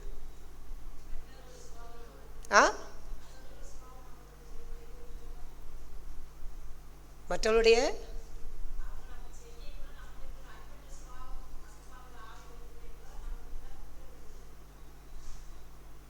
சரி, அது சரி. இப்போ இப்படிப்பட்ட சூழ்நிலையில் நாங்கள் பார்க்கக்குள்ள உத்திரத்தை எங்கே பார்ப்போம்? அடுத்த இடத்துல தான் பார்ப்போம். வாயினாலேயும் சொல்லுவோம், என்னுடைய பிள்ளையை பற்றி இவ்வாறு கதைத்து விட்டார்கள், ஏதாவது ஒரு பிரச்சனை வந்தால் உங்களுடைய பிள்ளை தான் இவ்வாறு செய்தது என்று உத்திரத்தை பேசும் பொழுதெல்லாம் அது சாதாரணமாகவே வாயிலிருந்து வந்துவிடும், அது எந்த பெற்றோர்களாக இருந்தாலும். அப்படிப்பட்ட சூழ்நிலையிலே அவ்வாறெல்லாம் பேசுவோம். இல்லாவிட குடும்பத்தை பற்றி, இல்லாவிட்டால் ஏதோ ஒரு துன்பத்தை கொடுத்து விட, நஷ்டத்தை கொடுத்து விட்டார்கள் என்றால் அங்கு உத்திரம் அங்குதான் இருக்கின்றது என்று தவறை அங்குதான் சொல்லி பேசுவோம். அந்த சந்தர்ப்பங்கள் வரும்பொழுது அதை நாம் உடனே அதை சொல்லி பேசுவோம். ஆனால் காரியத்தை சொல்லுவது அது ஒரு பக்கம் இருக்கட்டும். ஆனால் அந்த சூழ்நிலையிலே கூட ஆண்டவர் சொன்ன அப்படிப்பட்ட சூழ்நிலை கூட நல்ல பொக்கிஷத்தை உடைய மனுஷன், தன் இருதயத்திலே நல்லதை வைத்துக்கொள்ள வேண்டும் என்று விரும்புகிற மனுஷன் அவனுடைய இருதயத்திலிருந்து அவன் நல்லதையே எடுத்து காட்டுகின்றான். அந்த சூழ்நிலையிலே அவன் நமக்கு தீமை செய்து விட்டான். இப்பொழுது இவன் எப்படி அவனுக்கு நல்லதை செய்ய முடியும்? அவன் தீமை செய்யும் பொழுது அந்த தீமையை நாம் காணும் பொழுது இப்பொழுது நமக்குள்ளே ஒரு எரிச்சல் வருகின்றது, நமக்குள்ளே ஒரு கசப்பு வருகின்றது, நமக்குள்ளே இப்படி ஒரு மனுஷனா என்று ஒரு கோபம் கொள்ளக்கூடிய, குறை சொல்லக்கூடிய அந்த ஆவி வருகிறது. அதை சகித்து கொள்ள முடியாத தன்மை வருகிறது, அதை பொறுத்து கொள்ளக்கூடிய தன்மை வருகிறது. அந்த பகுதியிலே நம்மை தாழ்த்த முடியாத ஒரு தன்மை நமக்குள்ளே உருவாகின்றது. இப்பொழுதுதான் ஆண்டவருடைய வார்த்தை எனக்கு செவி கொடுக்கிற உங்களுக்கு நான் சொல்லுகின்றேன். இப்பொழுது இப்படிப்பட்ட சுபாவங்கள் உன்னிடத்திலே வருகின்றதே, இது உன்னுடைய உத்திரம். இந்த உத்திரத்தை நீ முதலாவது நியாயம் தீர்க்க வேண்டும். இந்த உத்திரத்தை முதலாவது நீ எடுத்து போடு. இப்பொழுது ஓடாதே, இப்பொழுது நியாயத்தை கதைப்பதற்கு ஓடாதே. உனக்கு நேர்ந்த அவமானத்துக்கும் உனக்கு நேர்ந்த நஷ்டத்துக்கும், உன்னுடைய பிள்ளைகளுக்கு நேர்ந்த அவமானத்துக்கோ இல்லாவிட்டால் உன்னுடைய தொழிலுக்கு நேர்ந்த நஷ்டத்துக்கோ இல்லாவிட்டால் உனக்கு தீமை ஒரு மனுஷன் செய்துவிட்ட காரியத்திற்கு ஓடாதே. ஓடி போய் நியாயம் கேட்கிறதுக்கு ஓடாதே, நியாயம் கேளு. ஆனால் முதலாவது என்ன செய்? நீ ஓடுவதற்கு முன்பாக முதலாவது நின்று உன்னுடைய உத்திரத்தை, அதாவது நீ என்ன ஆவியிலே இப்பொழுது ஓடுகிறாய், அவனிடத்திலே கோபத்தோடு போகின்றாயா, கசப்போடு போகின்றாயா, ஒரு முறுமுறுக்கிற ஆவியோடு போகின்றாயா, ஒரு பழிவாங்குகிற ஆவியோடு போகின்றாயா? உத்திரம். இந்த உத்திரத்தை முதலாவது நீ உணர்ந்து கொள். அதை நீ முதலாவது சரி செய், அதை எடு. அப்படிப்பட்ட ஆவியை உன்னிடத்திலிருந்து எடுத்து விட்டு இப்பொழுது போ. அங்கு துரும்புதான் இருக்கின்றது. இப்பொழுது உத்திரம் அங்கில்லை. அங்கு நீ உத்திரத்தை அடுத்தவரிடத்திலே நீ பார்த்தால் சண்டை போடுவாய், அடுத்தவரிடத்திலே நீ பார்த்தால் வாக்குவாதப்படுவாய், அடுத்தவரிடத்தை பார்த்தால் நீ பகைப்பாய், அவர்களை வெறுப்பாய். நீ இப்பொழுது அந்த உத்திரத்தெல்லாம் உன்னிடத்திலே பார்த்து அதை நியாயம் தீர்த்து உன்னுடைய இருதயத்தை நல்ல பொக்கிஷமாக வைத்துக்கொண்டு இப்போ போ. அங்கு துரும்பு இருக்கின்றது. இப்பொழுது நீ போய் பேசு. உன்னுடைய வார்த்தைகள், வாயிலிருந்து வருகிற வார்த்தைகள் அது சமாதானத்துக்குரியா இருக்கும், அமைதிக்குரியா இருக்கும், பொறுமைக்குரியதாக இருக்கும், நிதானமாக இருக்கும், தாழ்மை உள்ளதாக இருக்கும். அது எதையும் சகித்து கொள்ளக்கூடிய தன்மையில் இருக்கும். உன்னுடைய வாயிலிருந்து தீட்டுப்படுத்துகிற வார்த்தை உனக்கு வராது. இப்படித்தான் நீ பொக்கிஷத்தை, உன்னுடைய இருதயத்திலே நல்ல பொக்கிஷத்தை இப்படித்தான் நீ சேர்க்க முடியும். ஒரு ஸ்திரியை இல்லாவிட்ட ஒரு புருஷனை நீ இச்சையோடு பார்க்கின்ற அந்த வாழ்க்கைக்குள்ளே நீ அவ்வாறு கடந்து செல்லக்கூடிய சூழ்நிலை வரும்பொழுது அங்கு தவறு. அவர்கள் அங்கே ஆபாசமாக இருக்கின்றார்கள், அவர்களுடைய உடைகள் ஆபாசமாக இருக்கின்றது, அவர்கள் அங்கே அறகுறையாய் ஆடை அணிந்து கவர்ச்சியாக வந்து என்னை இடரல் படுத்துகின்றார்கள், இவர்கள் இவ்வாறெல்லாம் அணிந்து இடரலை உண்டாக்குகின்றார்கள் என்று இவ்வாறெல்லாம் அங்கே இவர் இதால நான் இடர்லடைந்தேன், இதனாலே தான் நான் இச்சையிலே விழுந்தேன் என்றெல்லாம் அங்கு உத்தரத்தை இல்லாமல் உனக்கு இச்சையோடு பார்க்க வேண்டுமே என்று உன்னுடைய இருதயத்திலே உன்னுடைய அந்த எண்ணம் வருகின்றதே, உன்னுடைய கண்கள் பார்க்க வேண்டும் என்ற எண்ணம் வருகிறதே, அந்த எண்ணம் வரும் பொழுதே நல்ல மனுஷன் நல்ல பொக்கிஷத்தில் நல்லவைகளை வைத்திருக்கணும். ஏன் உன்னுடைய இருதயத்திலே அந்த சிந்திச்சை ஏன் வர வேண்டும்? அந்த இச்சையை நீ உன்னுடைய இருதயத்தை நல்ல பொக்கிஷமாய் நீ வைத்திருக்க வேண்டுமா இருந்தால் உன் கண் பார்க்கின்ற அந்த உத்திரத்தை போன்ற அந்த பார்வையை, அந்த கண்ணை பிடுங்கி எறிந்து விடு, அதை வெறுத்து விடு, அந்த உத்திரத்தை உன்னிடத்திலிருந்து நீக்கு. அவ்வாறு நீ நீக்கிவிட்டால் இப்பொழுது உன்னுடைய கண்கள் தூய்மையுடையதாக இருந்து அந்த துரும்பை நீ எடுத்து போட வகை பார்ப்பாய். சகோதரியே, பெண்ணே, நீ இவ்வாறெல்லாம் ஆடை அணியக்கூடாது, நீங்கள் இவ்வாறெல்லாம் நடந்து இருக்கக்கூடாது, நீங்கள் இவ்வாறெல்லாம் கவர்ச்சியாக மற்றவர்களுக்கு இடலாய் இருக்கக்கூடாது என்று துரும்பை அவர்கள் எடுக்க முடியும். அப்படி இல்லாமல் இவர்களாலே தான் நான் பாவம் செய்கின்றேன் என்று சொல்லிக்கொண்டு உத்திரத்தை அவர்கள் அங்கே அடுத்தவர்களிடத்திலே வைத்து தாங்கள் தான் துரும்பு என்று சொல்லி தங்களுடைய இதயம் நல்ல பொக்கிஷமாய் இருக்க முடியும் என்று அவ்வாறு நினைத்து பார்க்க முடியாது. ஆகையாலே தான் அவ்வாறான வாழ்க்கையிலே தொடர்ச்சியாக இருதயம் நல்ல இருதயமாய் நல்ல பொக்கிஷமாய் இருக்க வேண்டுமாக இருந்தால் தவறு எப்போதுமே என்னிடத்திலே நான் பார்க்க வேண்டும். உத்திரம், அதாவது பெரிய தவறு என்னிடத்தில் தான், அதை முதலாவது நீ எடு.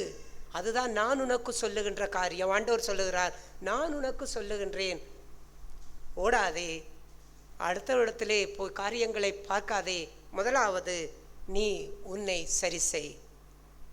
உன்னுடைய நீ பேசிவிட்டாய் ஒரு வார்த்தையை பார், அந்த வார்த்தை நல்ல வார்த்தையா, அடுத்தவனை தீட்டுப்படுத்துகிற வார்த்தையா, நியாயப்படுத்தி நான் சரியாகத்தான் பேசினேன் என்றெல்லாம் சொல்லிக்கொண்டிருக்காதே, உன்னுடைய வார்த்தையை நியாயம் தீர்த்து பார், அது சரியானதா, உத்திரத்தை பார். அப்படியெல்லாம் நான் சோதிக்க இந்த இருதயம் நல்ல பொக்கிஷத்தினாலே நிறைகின்றது. இவ்வாறு நல்ல பொக்கிஷத்தினாலே நிறையும் பொழுது அந்த இருதயத்தின் நிறைவினாலே நான் செய்கின்ற எல்லாமே நல்ல மனுஷன் நல்லவைகளை எடுத்து காட்டுகின்றார். நான் நல்லதை எடுத்து காட்ட முடியும். அந்த நல்லது என்னிடத்திலிருந்து வரவில்லை, பொல்லாதது என்னிடத்திலிருந்து வருகிறது என்றால் நான் செய்ய வேண்டிய விஷயம் எல்லாம் உத்திரத்தை நீ அகற்ற வேண்டும். ஒவ்வொரு நாளும் நீனுடைய உத்திரத்தை அகற்ற வேண்டும். நீ செய்கின்ற தவறை நிதானிக்க வேண்டும். தவறு உன்னிடத்தில் இருப்பது என்பதை நீ உணர வேண்டும்.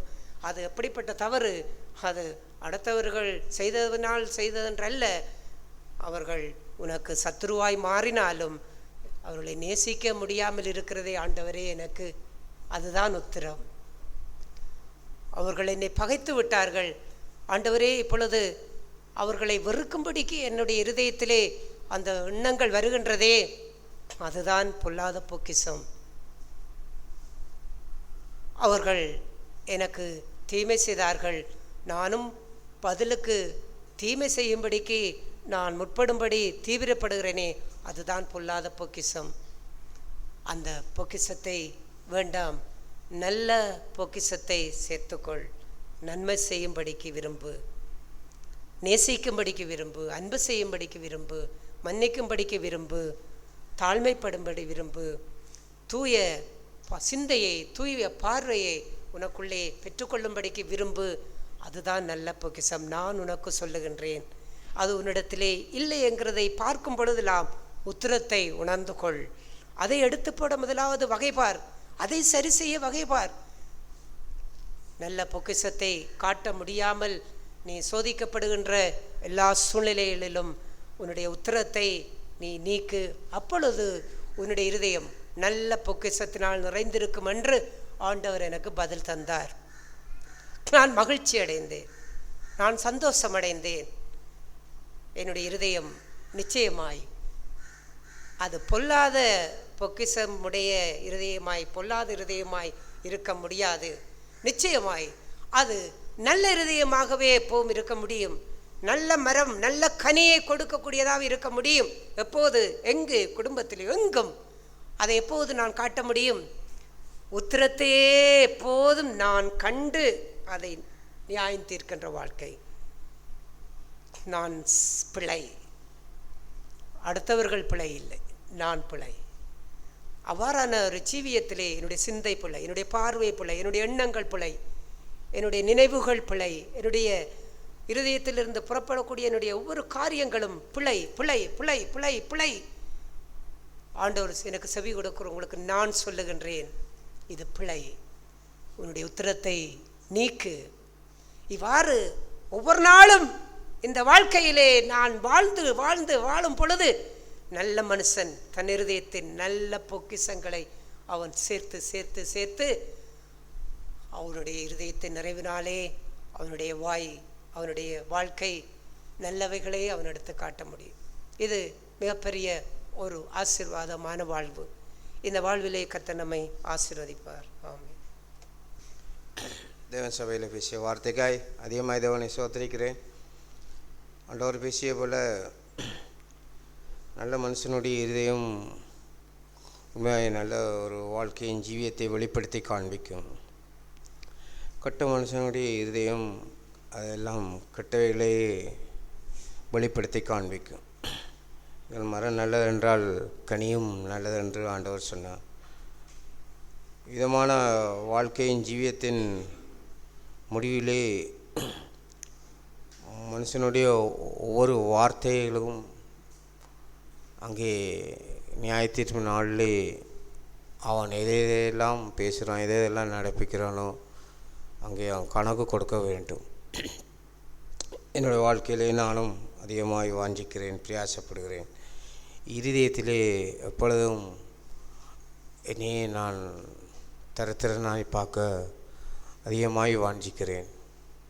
நான் என்னை ஐஸ்வர்யவானாய், மேட்டிமையானவனாய், தொன்மார்க்கனாய், நான் அகங்காரம் உள்ளவனாய் நான் என் இதயத்திலே நான் எண்ணம் கொள்ளாதபடிக்கு, அப்படி கொண்டு மற்றவனை இல்லை நான் உத்திரத்தை நான் பார்க்காதபடிக்கு, அவனிடத்திலே அவ்வளோ உத்திரம் அவன் உலகத்தை பேசுகிறான், உலகத்தை நடப்பிக்கிறான் என்று பார்க்காதபடிக்கு இன்றைக்கி காலை வேளையிலே பரிசுத்தாவியானவர் பேசிய போல் உண்மையாக என்னிடத்திலே நான் ஒவ்வொரு காரியங்கள் எழும்பும் போது, இதயத்தில் எழும்பும்போது நான் தேவனுக்குரிய ஒரு நல்ல மனுஷனாய், நல்ல ஒரு கனி கொடுக்கக்கூடியவனாய், நியாயத்தீர்ப்பு நாளிலே என்னுடைய வாழ்க்கை ஒவ்வொன்றுக்கும் கணக்கு கொடுக்கிறவனாய், என்னையே நான் தேவனுக்குள்ளாக தரித்திரனாய் தாழ்த்தி, எப்பொழுதும் நான் தரித்திரன் என்ற வாழ்க்கையிலே என்னை நான் தாழ்த்தி இதயத்திலே ஒரு நல்ல வாழ்க்கை, நல்ல பொக்கிஷத்தை வெளிப்படுத்தி காண்பிக்க தேவன் எனக்கு கிருபை செய்வார்னு சொல்லி விசுவாசத்தோடு அறிக்கை செய்கிறேன். ஆமென். ஆண்டவர் இந்த காலை வேளையிலுமாய் பேசின வார்த்தைக்காய் அதிகமாய் ஆண்டவருக்கு நன்றி செலுத்துகிறேன். நல்ல மனிதனுடைய இதயத்திலிருந்து வெளிப்படுகிறான காரியங்களையும் குணாதிசயங்களும் எந்த சூழ்நிலைக்குள்ளே கடந்து செல்லும் என்பதை ஆவியானவர் இந்த காலை வேளையிலுமாய் பேசினார். உண்மையாக என்னுடைய இதயத்தில் நான் தேவனுக்கென்று நல்ல வேலை நான் செய்வேனானால் என்னுடைய இதயத்திலிருந்து முழுவதுமே நல்ல பொக்கிஷத்தை மாத்திரம் வெளிப்படுத்தக்கூடியதாக இருக்கும். எந்த சூழ்நிலையிலும் மற்றவர்களை நான் ஒருபோதுமே எந்த காரியத்தை குறித்தும் எந்த சூழ்நிலை குறித்தும் மற்றவர்களை குற்றப்படுத்தாத ஜீவியத்திலும் என்னை நானே நியாயந்தீர்த்து ஒரு சரியான ஒரு வழிகளிலும் சரியான ஒரு தீர்மானத்துக்குள்ளாகவும் கடன் செல்லத்தக்கதாகவே நான் போவோம் என்பதை ஆவியானவர் காலை வேளையிலுமாய் வெளிப்படுத்தினார். என்னுடைய கண்களிலே உத்திரத்தை வைத்துக்கொண்டு என்னுடைய ஜீவியம் முழுவதும் எந்த சூழ்நிலைக்கு சென்றாலும் என்னுடைய உத்திரத்தை நான் தற்காத பட்சத்திலே என்னுடைய திரும்பான காரியங்கள் எந்த சூழ்நிலைக்குள்ளாய் எடுத்து செல்லக்கூடிய முடியும். எந்த சூழ்நிலையிலுமே எனக்குள்ளாய் எழும்பக்கூடிய காரியங்கள், கோபங்கள், வைராக்கியங்கள், பொறாமைகள் முழுவதுமாய் என் இதயத்தில் சூழ்ந்திருக்கும் போது நான் எதை செய்தாலும் பேசக்கூடிய காரியங்கள், எந்த காரியங்களாக இருந்தாலும் முழுவதுமே என் இதயத்திலே நான் கண்களிலே உத்திரத்தை வைத்துக்கொண்டு செயல்படக்கூடிய காரியமாகவே மாறும். எல்லாவற்றையும் விட்டு தேவனுக்கு முன்பாய் முழுவதுமே நான் தேவனுக்கென்று உண்மையாய் அர்ப்பணித்து என் வாழ்க்கை முழுவதுமாய் ஒப்பு கொடுத்து என் இதயத்தில் எழும்பக்கூடிய எல்லா நல்ல பொக்கிஷங்களை மாத்திரம் செயல்படுத்தி என் கண்களில் உள்ளான துரும்பை எடுத்து போடுறதுக்கு என் வாய்ப்பாக்கத்தக்கதாக எந்த சூழ்நிலையிலும் மற்றவர்களை குறித்தான எந்த காரியத்தை குறித்தும் குற்றப்படுத்தாதபடி எல்லாவற்றிலும் நேர்மையும் உண்மையுமாக இருந்து தேவனுக்கு பிரியமாய் வாழத்தக்காக ஆவியான வழிநடத்தி செல்வார்னு சபை அறிக்கையிடுகிறேன். கர்த்தருடைய பரிசுத்த நாமம் மகிமைப்படுவதாக. ஆண்டவர் காலை வேளையிலே பேசிய வார்த்தை அதிகமாய் அங்கே என்னை உணர்த்தியது. ஆண்டவர் உண்மையாக இங்கே இந்த காலை வேளையிலே எனக்கு பேசினாருங்கிறதைத்தான் நான் உணர்கிறேன். இன்று அதிகாலை வேளையிலே நான் ஜெபம் செய்துவிட்டு என்னுடைய அந்த ஃபோனிலே பாடலை ஒன்றை போட்டு அங்கே அதை மார்பிலே வைத்துக்கொண்டு கதிரையிலே சாய்ந்திருந்து அந்த பாடலுடைய கருத்தை அங்கே கேட்டு தியானித்து கொண்டு இங்கே இருந்தபோது திடீரென்றதாக என்னுடைய இருதயத்திலே ஒரு தீய சிந்தை ஒன்று அங்கே உருவாக்கப்பட்டது. அந்த சிந்தை உருவாக்கும்போது எனக்குள்ளே இருந்த கேள்வி, நான் இந்த நிலையில் இருக்கும்போது இந்த சிந்தை எனக்குள்ளே உருவாக காரணம் என்ன ஆண்டவர் என்று அந்த வேளையிலே கேட்டவனா இந்த கால வேளையிலே சபைக்கும் அந்த கேள்விக்குறியோடைய வந்தேன். ஆண்டவர் அங்கே அற்புதமாய் பேசினார். என்னுடைய இருதயத்திலே அந்த தீய சிந்தைகள் அதிகரித்து இருக்கிறதை இந்த காலை வேளையிலே அவர் அங்கே உணர்த்தினார். தேவனை அதிகமாக ஸ்தோத்தரிக்கிறேன். என்னுடைய ஜீவியத்தின் அந்த வாழ்க்கையிலே அது என்னுடைய சிந்தையிலே அது தீய சிந்தைகள் அது ஏராளமாக இருக்கிறதை காண்கிறேன். அங்கே நன்மையானவைகள் அங்கே குறைவு என்கிறதை இந்த காலை வேளையில் உணர்த்தினார். நானும் இந்த தீய சிந்தைகளை அங்கே குறைத்தவனாய் நன்மைகளை அங்கே அதிகரித்து எப்போதும் அந்த நன்மை அதிகரித்திருக்கும் போது என்னுடைய சிந்தையிலே நன்மைகளே அதிகமாய் அங்கே எழும்பும் என்கிறதை இந்த காலை வேளையிலே நான் விசுவாசிக்கிறேன். அப்படிப்பட்ட ஒரு ஜீவியத்தை வரும் நாட்களிலே நான் வாஞ்சிக்கிறேன். பரிசுத்த ஆவியான எனக்கு என்றைக்கு உதவிச்சான் நம்பிக்கை அறிக்கை செய்கிறேன். அறிக்கையை காத்துக்கொள்ள தேவன் நான் உதவிச்சாரா. ஆவியானவர் சபையிலே பேசின வார்த்தை என்னுடைய இதயத்தையும் அது ஆராய்ந்து அறிய செய்தது. அங்கே என்னுடைய இதயத்தின் உள்ள அந்தரங்க ஜீவியத்தினே உள்ள உத்திரம் முதலாவது எடுக்கப்பட வேண்டும் என்கிறான் அந்த ஆண்டோடைய விருப்பம். அதை நானும் என்னுடைய கிறிஸ்தவ ஜீவியத்திலே நான் அதை முதலாவது கைக்கொண்டு அதை நீக்கி போடவே நான் விரும்புகிறேன். ஆவியான கொடுத்த வார்த்தைக்காக நன்றி செலுத்துகிறேன். நிச்சயமாக ஒரு நாள் எல்லாவற்றையும் எடுத்து தம்முடைய சமூகத்திலே நான் இழைப்பாளர் ஒரு ஜீவியத்துக்கு நிறுத்துவான் நம்புகிறேன், விசுவாசிக்கிறேன், அறிக்கை செய்கிறேன். அறிக்கையை காத்துக்கொள்ள கர்த்தர் உதவிசுவராமே. தேவனுக்கு ஸ்தோத்திரம். தேவன் காலை வேளையிலே பேசின வார்த்தை தேவன் என்னோடு பேசின வார்த்தையை எனக்குத்தான் பேசின வார்த்தையை போல தேவன் என்னோடு பேசியிருந்தார். காலை வேளையிலே நான் செய்த ஜபங்களிலே கூட என்னுடைய ஜபமெல்லாம் தேவனே என்னுடைய அந்தரங்கங்கள் அது உமக்கு மட்டும்தான் தெரியும். தேவனே நீரே என்னுடைய வாழ்க்கையை நீரே பேசும் என்ற அந்த ஜெபத்தை தேவன் கேட்டது போல தேவன் இன்றைய காலை வேளையிலே பேசின வார்த்தை என்னை மிகவும் ஒரு வெட்கப்படுத்தியது. தேவன் அந்த வார்த்தை மூலம் எனக்கு காண்பித்தான காரியமெல்லாம் இன்றைக்கு நான் என்னுடைய இருதயத்திலே அவைகளை சேர்த்து வைத்திருக்கிறேன். அநேகமான காரியங்கள் அது குப்பையான ஒரு காரியங்கள் என்பதைத்தான் தேவன் காலை வேளையிலே பேசியிருந்தார். கடந்த நாட்களிலே நான் ஒரு சில மனிதர்கள் மத்தியிலே நான் தேவன் எனக்கு அவர்கள் நஷ்டத்தை கொடுக்கிறார்கள்னு சொல்லி நான் அந்த காரியங்களை குறித்து ஒரு சிலரோடு விமர்சித்தான காரியங்கள்லாம் அநேகம். இன்றைக்கு தேவன் காலைகளிலே பேசினதை போல ஒரு சில நேரங்களில் ஒரு நல்ல பொக்கிஷத்தை எடுத்து காட்டுகிறேன், ஒரு சில நேரங்களிலே தீய காரியங்களை எடுத்து காட்டுகிறேன். அதற்குரிய காரணம் தேவன் காலைகளிலே பேசினதை போல முதலாவது என்னுடைய இருதயத்தில் உள்ளான அந்த உத்திரத்தை நான் கண்டுகொள்ளாத அந்த காரியம் என்பதைத்தான் தேவன் காலைகளிலே பேசியிருந்தார். என்னுடைய பொக்கிஷங்கள்லாம் இன்றைக்கு என்னுடைய ஆத்மாவிலே தேவன் தங்குவதற்கு தேவையான பொக்கிஷங்களாக இருக்கின்றதா என்பதை குறித்து தான் நான் சிந்தித்தவனாயிருந்தேன். தேவன் காலை வேளையிலே என்னுடைய பேசிய வார்த்தை காரியமெல்லாம் என்னுடைய ஆத்மா சேர்த்து வைத்திருக்கிறான காரியங்கள் எல்லாம் பொல்லாதவைகள், சேர்த்து வைக்க வேண்டிய காரியங்கள் அநேகம் என்பதை குறித்து தான் தேவன் காலை வேளையிலே பேசியிருந்தார். தேவனுக்கு நான் நன்றி செலுத்துகிறேன். இன்றைக்கு என்னுடைய இருதயம் எதனை நிறைவாய் கொண்டுள்ளது என்பதை சிந்தித்தவனாய் நான் தேவனிடத்திலே வெட்கப்படுகிறேன். வருகின்றான நாட்களிலும் என்னுடைய இருதயமெல்லாம் நல்ல ஒரு பொக்கிஷத்தை சேர்த்து வைக்கக்கூடியான அந்த இருதயமாய் இருக்கும் என்பதை விசுவாசத்தோடு நான் அறிக்கை செய்கிறேன். இந்த காரியங்களை தேவன் தாமே எனக்கு பலனை தந்து வருகின்ற நாட்களும் இந்த காரியங்கள் மூலம் என்னையும் நடத்துவார் என்று விசுவாசத்தோடு அறிக்கை செய்கிறேன். அறிக்கையை காத்துக்கொள்ள தேவன் தாமே தேவராக. நானும் என்னுடைய தேவனை அதிகமாக ஸ்தோத்திரிக்கிறேன். தேவன் காலை வேளையிலே பேசிய வார்த்தைக்காய் தேவனை அதிகமாக நன்றி செலுத்துகிறேன். நல்ல இருதயத்திலே நல்ல பொக்கிஷங்கள் அங்கே காணப்பட முடியும் என்றான தேவனுடைய இந்த வார்த்தையை போல இன்றைக்கு என்னுடைய வாழ்க்கையிலே இன்றைக்கு எப்பொழுதுமே அந்த நல்ல ஒரு பொக்கிஷத்தை எடுத்து காட்டுறான ஒரு நல்ல இருதயமுள்ள ஒரு மனுஷனாய் என்னுடைய ஜீவியத்திலே நான் நிற்கிறேனா என்றான அந்த காரியங்களை குறித்து காலை வேளையிலே என்னை நானே நிதானித்து பார்க்கும்படிக்கு தேவன் என்னோடு இடைப்பட்டு பேசினார். ஆனாலும் அநேக குறைவுள்ள ஒரு மனுஷனாய் சூழ்நிலைகள் மத்தியிலே நல்ல பொக்கிஷங்களை காண்பிக்கிறதான ஒரு மனுஷனாகவும் சில சூழ்நிலைகள் மத்தியிலே பொல்லாத பொக்கிஷங்களை வெளிப்படுத்துகிறான ஒரு மனுஷனாகவும் இருக்கிறதான ஒரு மனுஷனாய் காலை வேளையிலே தேவன் நான் உணர்வடையும்படிக்கு தேவன் பேசிய தேவனுடைய வார்த்தைக்காய் தேவன் அதிகமாக நன்றி செலுத்துகிறேன்.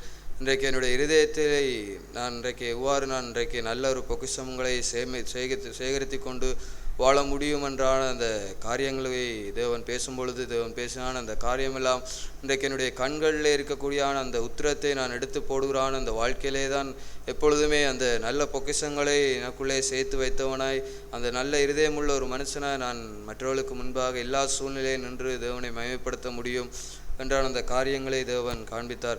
இன்றைக்கு அந்த என்னுடைய கண்களில் இருக்கிறான் அந்த உத்திரத்தை எடுத்து போடுகிறான். அந்த வாழ்க்கைக்கு ஒப்பாய் பவுலப்போஸ்தலருக்குரிய ஒரு வார்த்தை, மனத்தாழ்மையினாலே ஒருவர் தங்களிலும் மேன்மையாக எண்ண கடவீர்கள் என்றான் அந்த வார்த்தையினூடாய் தேவன் காண்பித்தான். அந்த காரியமெல்லாம் இன்றைக்கு என்னுடைய கண்களில் இருக்கிறதான அந்த உத்திரம் என்று சொல்லக்கூடியான அந்த காரியமெல்லாம் அது என்னிடத்தில் இருக்கக்கூடியான ஒரு மேன்மையான ஒரு காரியமாகத்தான் அது இருந்துவிட முடியும். இன்றைக்கு நான் என்னுடைய ஜீவியத்திலே மற்றவர்களை குறித்தான காரியங்களிலே அவர்களை தாழ்மைப்படுத்தி என்னை மேன்மையாகப்படுத்தி வாழுகிறான். அந்த வாழ்க்கையிலே தான் நான் இருந்து அந்த வாழ்க்கையிலே மற்றவர்களோடு முரண்படக்கூடியான அந்த சுபாவமுள்ள ஒரு மனுஷனாய் எனக்கு எதிராக எழும்புகிறான ஒரு மனுஷர்களுக்கு முன்பாக என்னை நான் அந்த விட்டு கொடுக்காதபடிக்கு அங்கே நான் அவர்களோடு போராடுகிறான ஒரு மனுஷனாக நிற்க முடியும். ஆனால் அந்த மேன்மையான அந்த வாழ்க்கையை அந்த உத்திரத்தை என்னை விட்டு அகற்றி வாழுகிறான். அந்த வாழ்க்கையிலே அந்த தாழ்மையை இப்போ கற்றுக்கொண்டு வாழுகிறான். அந்த வாழ்க்கையிலே தான் அந்த மனுஷனை குறித்தான காரியங்களிலே சிந்திப்பதற்கு முன்பதாக என்னுடைய சிந்தையினுடைய நோக்கம், என்னுடைய கண்களுடைய பார்வை, என்னுடைய நோக்கம் அந்த அப்பேற்பட்டான அந்த காரியங்களை முதலில் நான் ஆராய்ந்து பார்த்தவனாய் என்னை நான் தாழ்மைப்படுத்தி கொண்டவனாய் மற்றவர்களை மேன்மையாக எண்ணி வாழுகிறான். அந்த வாழ்க்கையிலே தான் என்னுடைய உத்திரத்தை நாங்கள் கலைந்து விட முடியும். அப்பேற்பட்டான அந்த சூழ்நிலையிலே தான் என்னுடைய இருதயம் அங்கே பொல்லாத இருதயமாய் அல்லாதபடிக்கு ஒரு நல்ல இருதயமாய் நல்ல பொக்கிஷங்களை நாள்தோறும் இந்த தாழ்மையுள்ள ஜீவியத்திலிருந்து சேமிக்கிறதான ஒரு ஜீவியமாய் மாறிவிட முடியும் என்றான அந்த காரியங்களை பரிசுத்த ஆவியானவர் காண்பித்தார். ஒரு அடைக்கப்பட்டான ஒரு குளிர்வானத்திலிருந்து அது எப்பொழுதுமே அது சுயான பானம் அது வெளிப்படுவதை போலவே இன்றைக்கு என்னுடைய இருதயம் அங்கே அது ஒரு நல்ல பொக்கிஷங்கள் நிறைந்தான இருதயமாக நிச்சயமாக காணப்படுமாக இருந்தால் நிச்சயமாக அந்த இருதயத்திலே எப்பொழுதுமே அது ஒரு நல்லவைகளை எடுத்து காட்டத்தக்கதற்கு ஏதுவான வெளிப்பாடுகளே அங்கே காணப்பட முடியும். ஆனால் அந்த என்னுடைய இருதயம் அங்கே கெட்டதான இருதயமாய் பொல்லாத இருதயமாய் அங்கே நிற்கும் பட்சத்திலே அந்த என்னிடத்தில் இருக்கக்கூடிய அந்த பொல்லாத பொக்கிஷங்களான காரியங்கள் மற்றவர்களை அன்பு செய்யாத காரியங்கள், என்னை மேன்மையாக எண்ணுகிறான காரியங்கள், அப்பேற்பட்டான அந்த காரியங்கள்லாம் என்னிடத்திலே இருந்து வெளிப்பட முடியும் என்றான் அந்த காரியங்களை பரிசுத்த ஆவியானவர் காலை வேளையிலே பேசினார். தேவனை அதிகமாக நன்றி செலுத்துகிறேன். நானும் வருகிற நாட்களிலும் கவனமும் ஜாக்கிரதையும் உள்ளவனாக இருந்து இன்றைக்கு அந்த நல்ல பொக்கிஷங்களை என்னுடைய ஜீவியத்திலே சேமித்து கொள்வதையே என்னுடைய வாஞ்சையும் தாகமாய் கொண்டு அதையே என்னுடைய நோக்கமாய் கொண்டு கவனமாய் செயற்பட தேவன் வருகிற நாட்களில் என்னை நடத்துவார் என்றான நம்பிக்கையோடு விசுவாச அறிக்கை செய்கிறேன்.